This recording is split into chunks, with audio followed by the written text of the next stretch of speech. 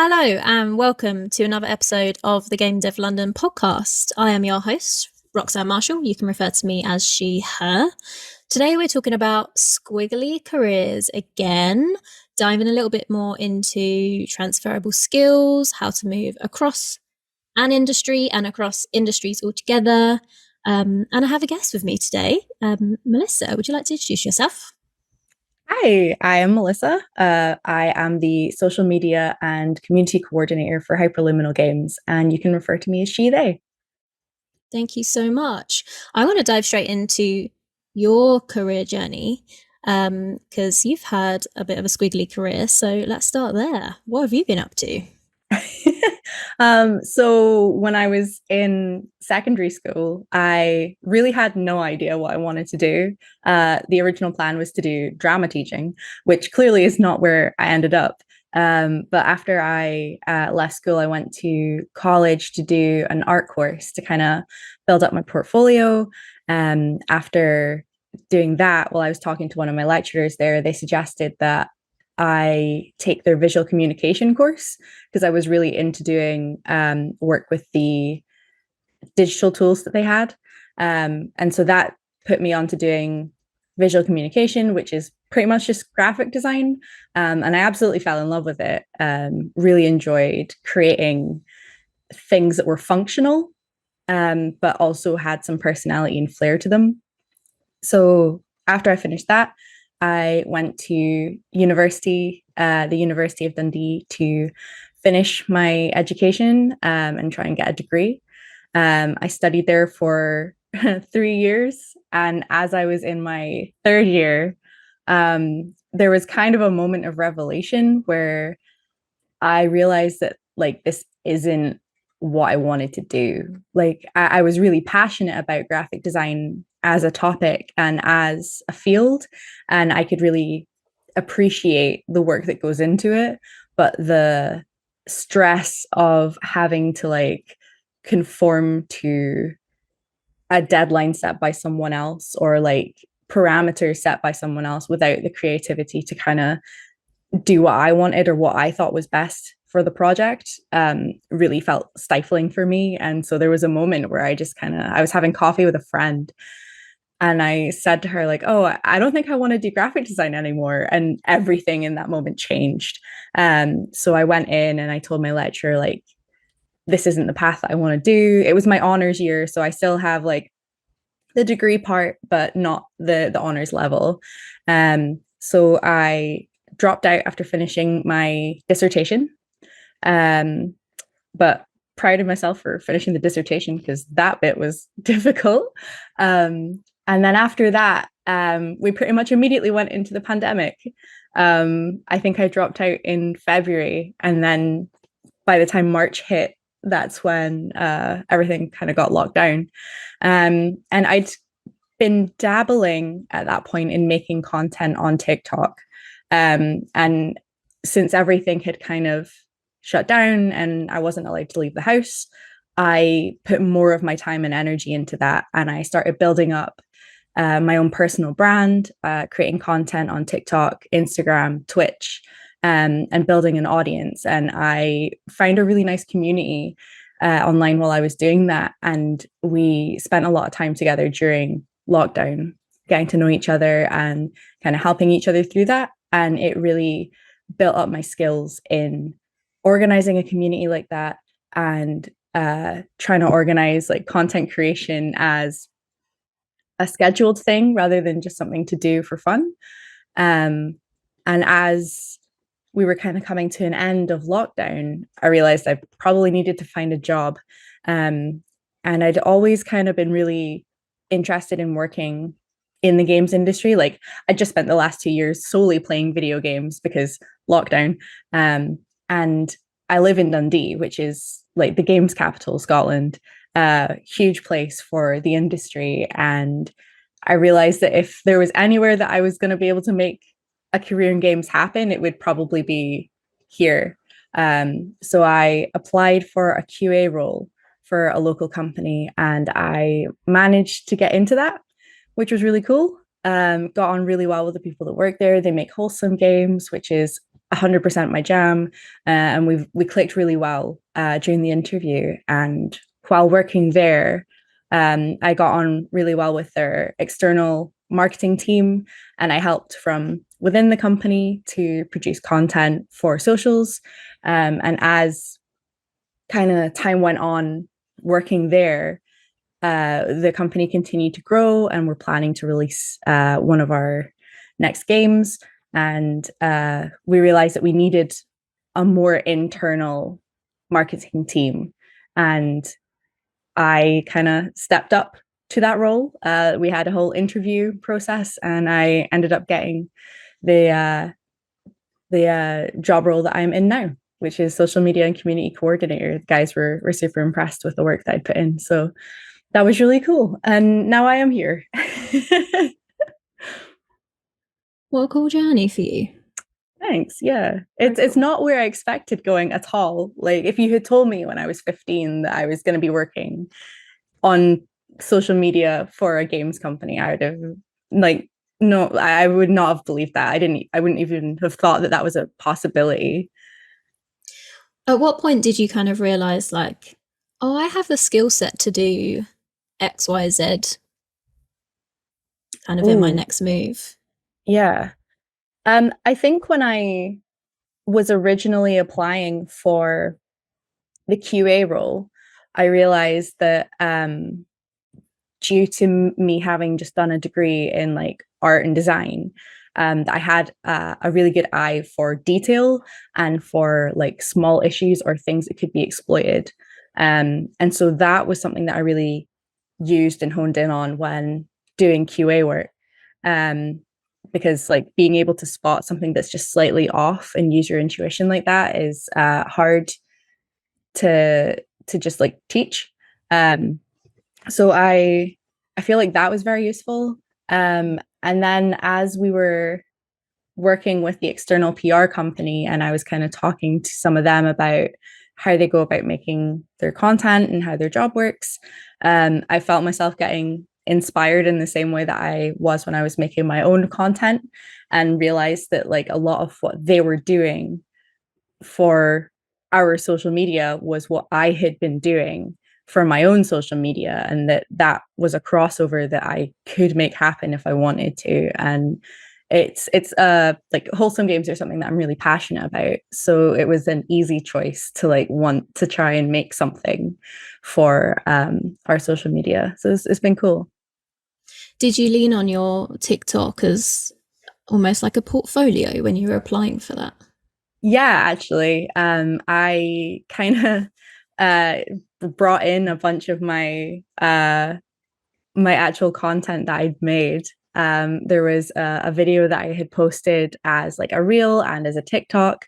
I did comparisons of how things like that performed on both social media platforms. I did a kind of breakdown deep dive of what each platform was kind of for and could provide, and used my own content as the examples of what worked well on each platform. So that was a bit weird, to be showing my employers kind of what I had been doing 3 years previously, especially when like a lot of the work that I was doing at the time was more focused around Dungeons and Dragons or tabletop role playing games. So like the it's not quite the same comparison, but it's still like connecting with an audience and building a community and engaging with people who are passionate about the same things that you are. So I think I was able to get that across successfully enough without making them a little bit too confused about talking about tieflings and tabaxi. They're like this. We don't need this content. No. The horns, why? No, we don't need that. Did you have during your journey any instances where you were like, that was completely unhelpful to me moving around or finding my next role? And my example of this is, I guess there's a couple of things. One is that I networked irrelevantly. Like I was networking with people who were maybe aligned to an older goal that I had. I wasn't like thinking about the future enough. And then the other one was taking on irrelevant projects, like side kind of things on the side that I was working on. And I think I spent way too much energy at one point focusing on them instead of focusing on like getting that job in gaming or whatever that next thing was. Yeah, that's a really interesting question. I think there was a point where while I was studying at uni, I was working part-time for a museum nearby. And like while I was kind of doing that, like after I um stopped doing my university course, like I probably could have like stopped doing as much work for them as I was at the time. I think I did a lot of extracurricular work and put a lot of energy into that without really realizing that that wasn't where my end goal would be, because I was really passionate about the museum and about the things that we were kind of showing off, but I hadn't stopped to think that about what my end goal was going to be and like where I ultimately wanted to get to as a career. And I think it took me, I mean, the pandemic really forced a lot of internal reflection, and I think that's true for a lot of people. And thankfully, in my case, it sped up the process of me realizing that, oh, I should probably think about what it is that I want to do, because there's about to be a whole bunch of time where I'm only really going to be able to rely on what it is that I want to do, and making myself like feel like I'm working on projects that I care about. So I think taking that second to stop and reflect about the path that I was on for my career and where I wanted that to go was something that really needed to be done, possibly sooner than what happened to be. But yeah, I guess it's that like spending energy and time on things that don't further the things that you want to achieve. I think like your goals change so often, we kind of forget to readjust. And because we kind of get to a certain point and then we don't even spend a second being like, wow, I got there. And then you're like, okay, now I need to do the next thing. And we don't actually then go, okay, well, what is that then? Instead of just getting stuck in what you're doing right then, because that's been the goal for so long. If you readjust, then you're kind of open to different opportunities, which actually I Yeah, was I going to ask, completely agree. do you Yes, think please. having a squiggly career and kind of having quite diverse roles, do you think that leaves you more open to that in the future? Because I think it does for me. Yeah, no, I think so. I think because my path has already been so like all over the place, and I mean, I guess it's the same as with like any sort of design course where you're kind of taught to research far and wide and take ideas from all over the place and not just focus on like within your industry to get creative inspiration. And so having that kind of like alternate path into the industry where you've had all those experiences of like how maybe like this technology industry works, or like how the um, hospitality or working with the public works, that can then inform your choices and your decision making when you're working within the sector that you end up in. And I think all experience can be valuable if you kind of expand your ideas of what it means to have like had that experience in the first place. Like one of the things I lent on quite hard in my CV to get the QA job into Hyperliminal was building on my skills that I had created through doing TTRPG. So I was talking a lot about how I was really good at team building and team working and creating plans with others, and using like problem solving to figure out best routes to do certain tasks.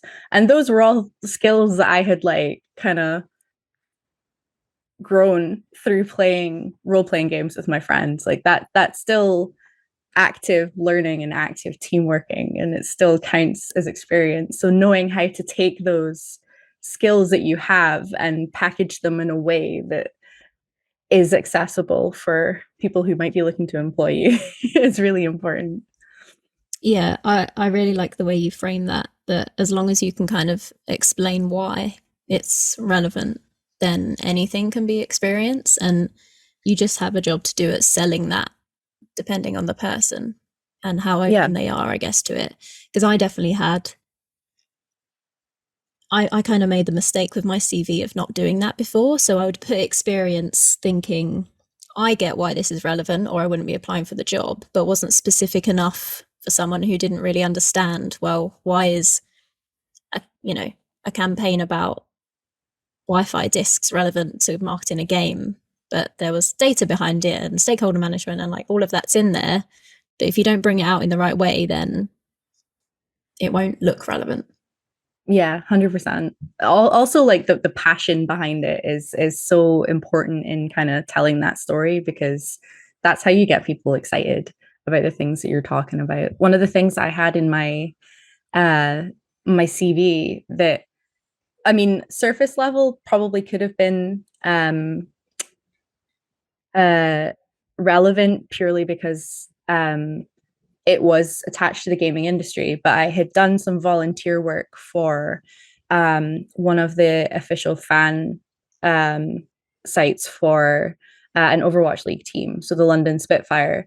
I was one of their kind of in-house graphic designers for a while, creating match team graphics for when they were playing games. And like, while creating the graphics themselves wasn't specific to a job in QA, it was still my passion for the game of Overwatch and for the team and like the energy and all of the different references that I would have used from within the game and from within the team, and knowing the team in creating those graphics that would go on to like really help prove my design kind of ideas, and how like taking those little details can help me spot little details in other places.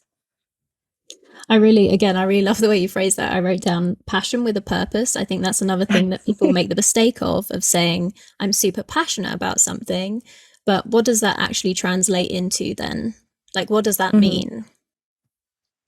Because just saying you're passionate doesn't really tell a person anything. Yeah, exactly. Like you kind of, I mean, it's like marketing. You want to tell a story. That's how you get people engaged. Like people connect to the stories of the people around them. Like all of the best kind of marketing campaigns are told through stories. So like the big Christmas adverts that come out for M&S, or the Iron Brew snowman advert, those are like telling stories, and they get like a huge emotional response from people, whether that's um like emotional in like a caring way from like the M&S ones, or like through humor with the Iron Brew. Like it's just storytelling, and it's finding ways to package that to, I mean, I say sell a product, but that makes it sound a bit skeevy, but I mean it in a way that's like, this is the story behind what we've created, and this is why you're going to love it. Because if you can connect to this story, you're going to connect to the story that we've created here. And that's why you want to be invested in this. Yeah, and that's what you're doing, just with your own experience. When you decided like I want to make a move, what was the first thing you kind of did in your mind to be like, okay, change is coming? How did you then decide to go and get it? Ooh. Because I am really bad at this part. Me too. I think I I struggled for a long time. I think there were two big points of change for me to get specifically into the games industry. Um, and the first one came when I was really unhappy with doing my degree. My parents had kind of like sat me down and told me like, hey, listen, this isn't something you need to continue with if it's not something that you want to do, because I think they could see that I was struggling at the time and I couldn't see that within myself. I just kept going because I had set this goal for myself that I'm going to finish this degree because this is what I want and this is what I need to do. And I'm going to get there no matter what. Like, this is the end goal for me, without really thinking past what that would mean for me after that as well. So when I had finally, like 6 months later, after that conversation with them, realized that that's not what I wanted to do and that they were probably right, it kind of changed my whole perspective on the environment that I was in. And yeah, I needed to take some time to digest that, but once I kind of had processed that decision being made, it made it a lot easier to find the steps to get out of the situation that I was in, to then start looking for something else. And I mean, I guess this is where my story is not the most accessible for everybody else, because when I left that position, I was kind of left unsure of where I was going to be heading next. And I still was working part-time, but that wasn't enough to like fully keep me afloat. And as I was looking for something to keep me going, the whole world just kind of stopped. And so at that point, it kind of forced me into like the introspection. And I kind of got to just do what made me happy for a while. And then as things started opening up again, and I realized I needed to properly try and find something to fulfill my passions. Um, One of my friends had started working within the games industry, and she also had like an art background, um, because I'd always seen it as something that you need to be like really technical to work within the games industry. And it took a lot of conversations with a lot of different people to convince me that that was a space that I belonged in. Because I didn't think that games was something that I could move into because I didn't have the technical skill set, or I didn't have like a huge experience of playing a wide variety of games that would allow me to kind of fold myself into that industry. And it was mostly due to people pushing me towards applying, because I mean, very rightly, they said if you don't apply, then you don't know what's going to happen. You don't know, like the worst that can happen is someone will say no, or you just won't hear back at all, as often happens when you're applying for roles. But no, I was really lucky that the things that I was passionate about stood out to the people who were hiring me, and a lot of that passion resonated with things that they were passionate about. So it definitely still felt like I guess the imposter syndrome is always going to be there, of like whether or not you belong in that space. But no, it's been good, and it's definitely a place now where I couldn't imagine myself being anywhere else, and like I fully feel like a part of the space now. I think I diverted really far from the original question. You made a great point. I what you said about worrying about not knowing certain skills when you kind of wanted to go into the gaming industry. I had something similar when I was in hospitality. I started my career in hospitality, and I wanted to move into marketing. And my biggest problem was that I didn't really know what other people did.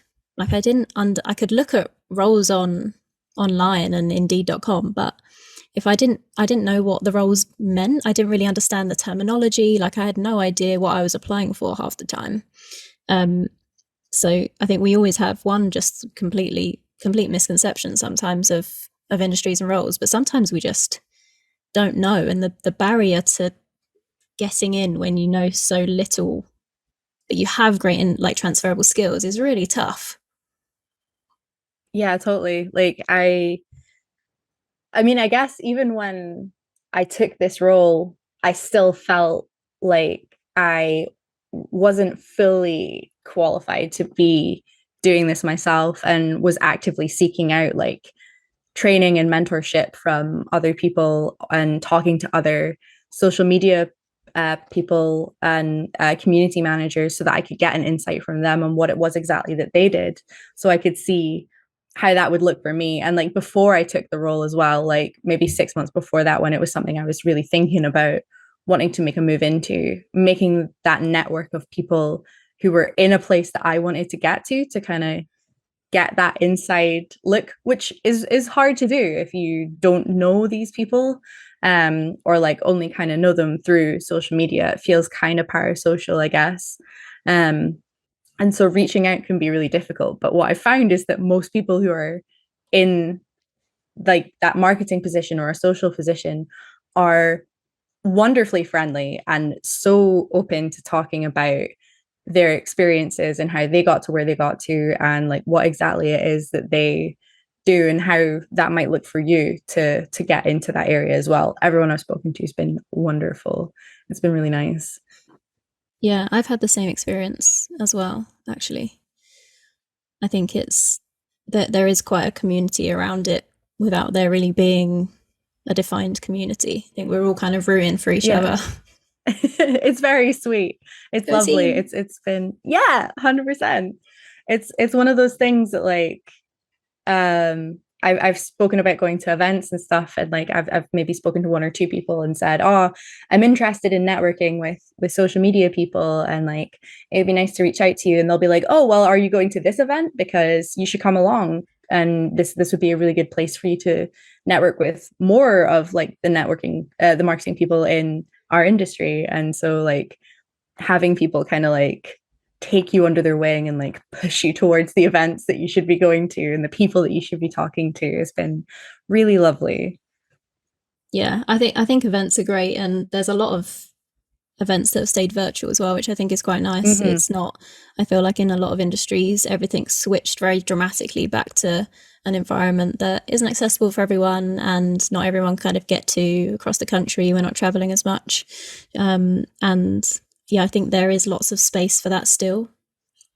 100%. Yeah. Which is really nice. So I want to end on a nice little, I guess, top tips for people listening who want to do what we've done and are doing and moving around industries and the gaming industry. We'll leave with, I guess, a couple of what we think are the things to really focus on when you are thinking of making a move. I want to put one as what we spoke about a lot earlier, and you brought up about having that relevant CV and portfolio, making sure that passion has a purpose. My favorite quote of the day. That's going to be on LinkedIn next week. Outstanding. And just what you said about anything can be experienced if you can explain why. I think that's a really great insight and a really awesome way to look at everything you do in life is like has a purpose towards your job, even if you don't think it's completely relevant. So I love that. What about you? Oh, dang, you took my one. It was mostly yours, but no, definitely having that passion and being able to explain like the relevancy behind what you do.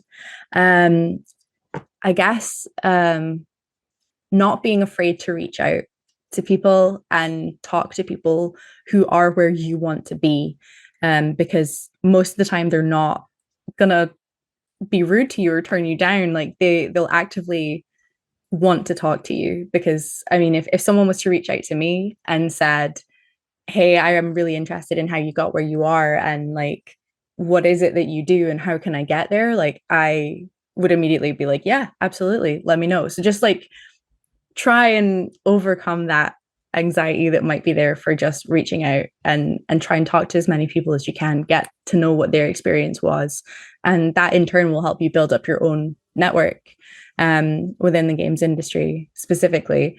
And it's really useful if you're able to go into a space and people already know who you are because you've spoken to some of the people that are in that space as well. Thank you so much. And thank you so much for chatting today. where can listeners follow your journey, find out what you're up to? I am all over the internet. I mostly use Twitter, Instagram, and LinkedIn right now, since we're having like a business chat. I am on Twitter and Instagram as at FoxRocket. That's Fox like the animal, rocket like the spaceship, and the O in Fox is a 0.